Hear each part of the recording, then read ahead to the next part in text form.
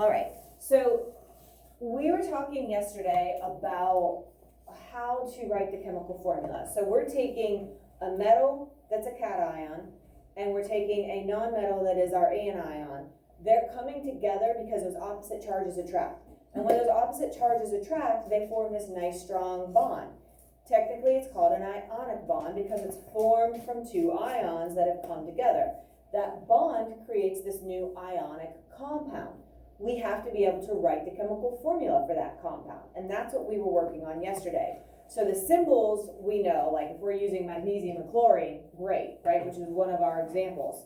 And so we identified that magnesium had a +2 charge and that chlorine had a -1 charge. And so we needed to be able to take those charges and crisscross them to come up with our subscripts. So those superscript ionic charges crisscrossed and became the new subscript in our chemical formula for magnesium chloride, right? So this forms the +2, this forms the -1, and they come together, and the 2 goes with the chlorine, and the 1 for chlorine goes with the magnesium. If you look at your periodic table, you flip it over to the one on the back, because we do have 2 periodic tables on there.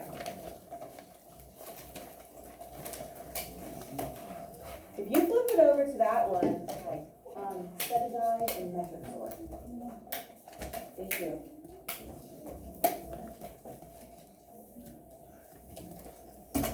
You will see these up above, where like up above the columns, you'll see a circle, and you'll see like for the alkali, you'll see a circle in like 1 line. For the alkaline, you'll see a circle and like 2 lines.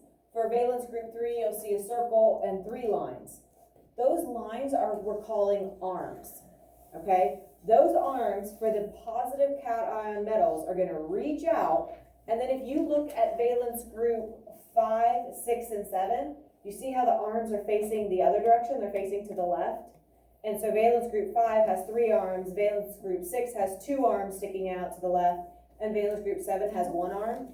Those are basically like the electrons that they have that they need to get filled, right? And then for the metals, those are the electrons that they have to give. We're calling those things arms, and this little video is going to kind of visually show you what's going on. And so these are the arms. Magnesium is going to be the givers, chlorine is going to be the takers. Chlorine can take 1, magnesium can give 2. Right, and that just matches the valence. They're going to come together to form an ionic bond, and we're going to show that with this little red squiggly. Okay, so let me show you on this video. The combining power of aluminum, symbol Al, is 3. This is shown by a diagram with 3 arms with an aluminum symbol in the center. The combining power of oxygen, symbol O, is 2. This is shown by a diagram with 2 arms with an oxygen symbol in the center. Link all arms between chemical species. Continue to add chemical species until all the arms are linked together.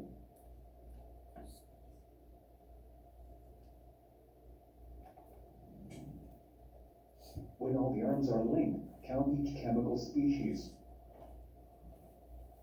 The chemical formula of aluminum oxide is Al2O3. The combining... So I want to speed this up for just a second. Yep. Get to the very end. Oh gosh. Count each chemical species.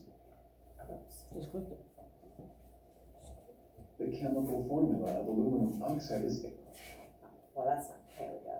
Excellent. So this is what we're after. The whole purpose of doing this is to prove why we end up with 2 aluminums and 3 oxygens. So if we would do our crisscross method, maybe, there we go. All right, so if we do how we kind of set this up yesterday, look at your periodic table. What valence group is aluminum in? Or what ion is it going to form, I guess, Kate? 3. And so it's a metal, so it's going to be +3, right? All right, so we're going to write that. Al +3. What is the ion for oxygen? ion, what form, William? 2 what? It's giving 2 away? -2. Dylan, were you gonna say -2? Yes. You were on it, very good. And I did tell all the classes to put the +1, +2, and the -1 on their key, and they were like, very helpful. So you got a lot of thank yous yesterday. Okay, so our directions yesterday said rewrite the elements, the symbols, AL and O. All right, so now we don't need to worry about the charges anymore because that's for ions, right? We're trying to write the chemical formula, so we don't care about the charge. All we want is the superscript number to crisscross to the opposite element. So the 2 goes there, and the 3 has to come down here. And so our method that we did yesterday, the reason that it works is kind of shown here, but this is what we're trying to get to, right? The Al2O3, getting to the point where we can write these chemical formulas.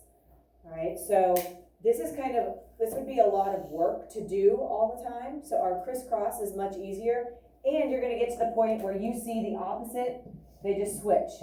Just give the opposite number to the opposite letter or element. How do you know, like, which order you put it in?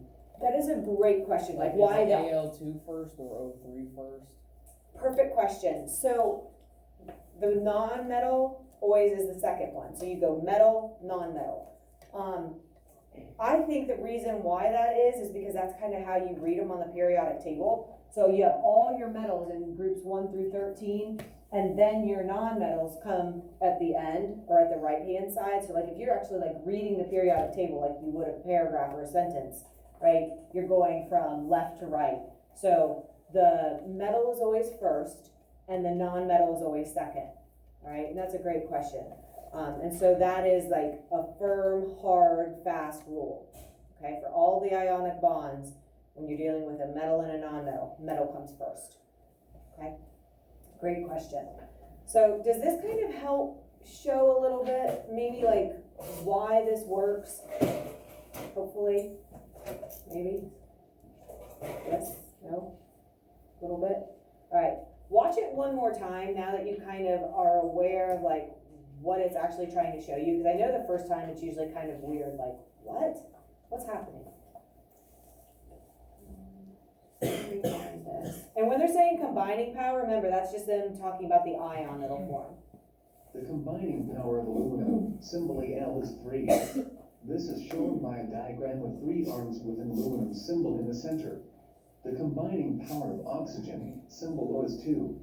This is shown by a diagram with 2 arms with an oxygen symbol in the center. Link arms between chemical species.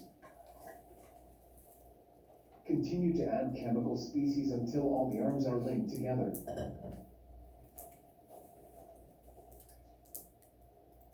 So if you left it with just like how it was here, this aluminum is not satisfied. You have to bring on another oxygen to make that happen. So once you fulfill this aluminum, it's good, but now this oxygen's bad. So then you have to kind of add another aluminum. So it's just kind of, you keep adding them until everything, all the arms have a connection, or all those electrons have done either given or taken, and everything is satisfied. So that oxygen's The arms good, are linked. Count each chemical species. but now that aluminum was not, so then we had to add The that chemical third formula oxygen. of aluminum oxide is Al2O3. All right, The combining Gosh, power I of think we'll aluminum, get there. symbol A. so I just wanted to kind of point that out. This is one of the links in Google Classroom. So if you would want to see that later, it's this first one here. And again, it's not super thrilling, but I think that a lot of times that visually helps people. And like when I was doing my fingers yesterday in a couple of the classes, people were like, oh, okay. So that's why it's not just, you know, your ion becomes your subscript, right? You have to crisscross them to satisfy and make it right. So let's go, get your purple paper out.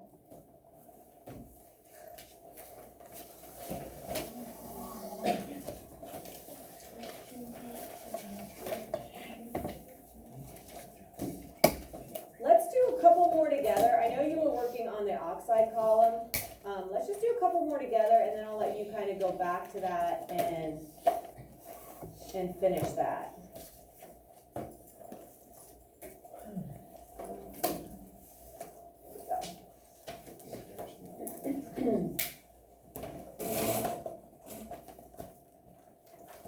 So you guys, is there anybody that, oh, here they are, guys, sorry. I had so many of them, I didn't put them in here.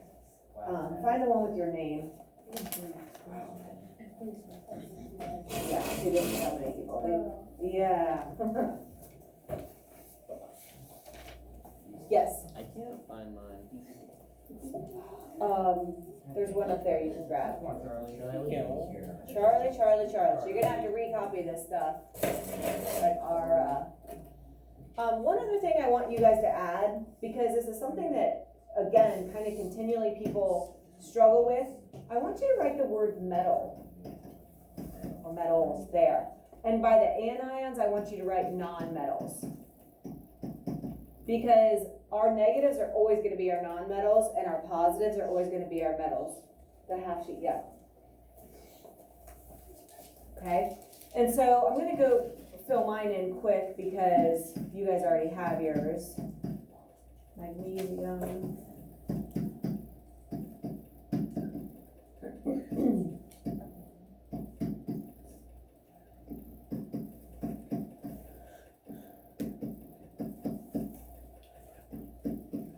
Silver, they said, so they told us our silver was +1, our zinc +2, and aluminum -3.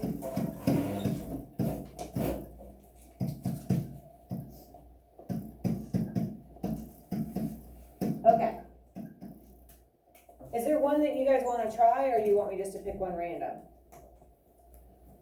Which one random? Pick one random? Okay, I can do that. Let's just do iron and chlorine. Alright, so I'm going to, remember, if you have that scrap piece of paper out that you had yesterday, or if you didn't have one and you probably should get one out now, try to do the crisscross. I had a couple people say it's easier for me just to see that the numbers have to switch. I'm okay with that as long as you're getting them right. If you're struggling, then write them out. Sometimes after you do a few, actually writing them out like I am, then you're good. So remember, I'm writing on this just so that you guys can see it, not because I want you to be writing, like using this as workspace.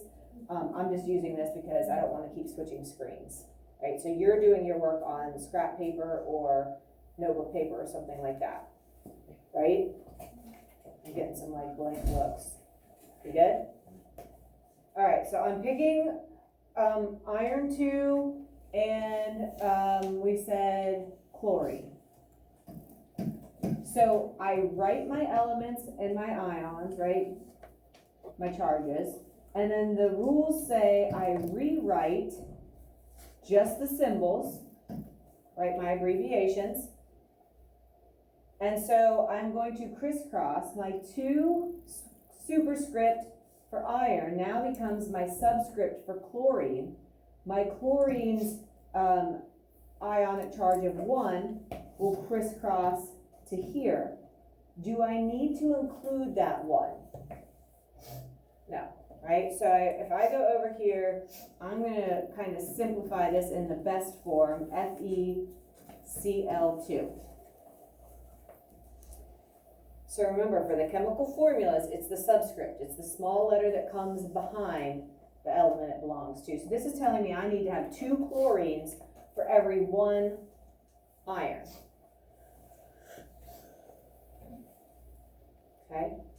You guys want to try another one? Or do you want to just try some on your own? Do you want to do another one together? No? Okay. Go ahead and try to finish up that oxide column, and then we'll go over those. If you get that